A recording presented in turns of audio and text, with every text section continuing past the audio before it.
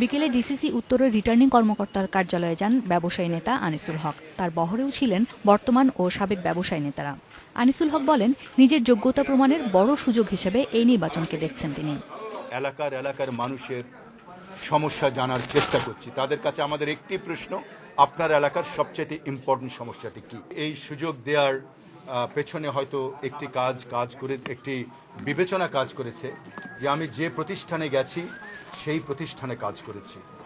এই কথাটি বললে আপনারা আমার অধ্যুত্ব নেবেন না।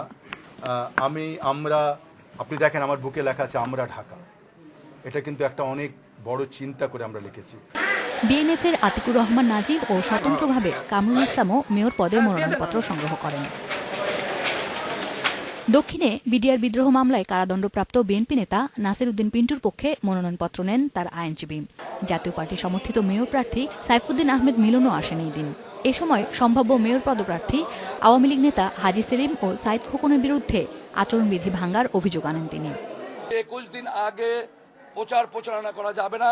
আপনারা দেখেছেন, আমি আরো প্রায় 20-22 দিন আগে পল্লীমন্ত্রী হোসেন মোহাম্মদ এরশাদ দ্বারা আমার নাম ঘোষণা করা হয়েছে, কিন্তু আমি কোনো বাজারে কোনো রাস্তায় প্রচারণায় নামিনি। তা আমার অপর দুইজন প্রার্থী কিন্তু আমি দেখেছি টিভির মাধ্যমে তারা কিন্তু রাস্তায় এবং বিভিন্ন মার্কেটে তারা প্রচারণা করেছে।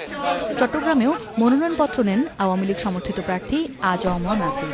চট্টগ্রামে জলাবদ্ধতা দূর সহ 16 দফা পরিকল্পনার কথা ঘোষণা করেন তিনি। এখন আমরা হয়তো মনোনয়নপত্র সংগ্রহ করেছি, মনোনয়নপত্র জমা দেব। তারপর নির্বাচনের প্রাথমিক কিছু প্রস্তুতি আছে, সেগুলো আমরা সম্পন্ন করব।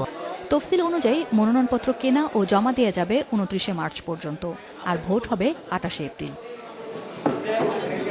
আসমামিতা, ইন্ডিপেন্ডেন্ট নিউজ, ঢাকা।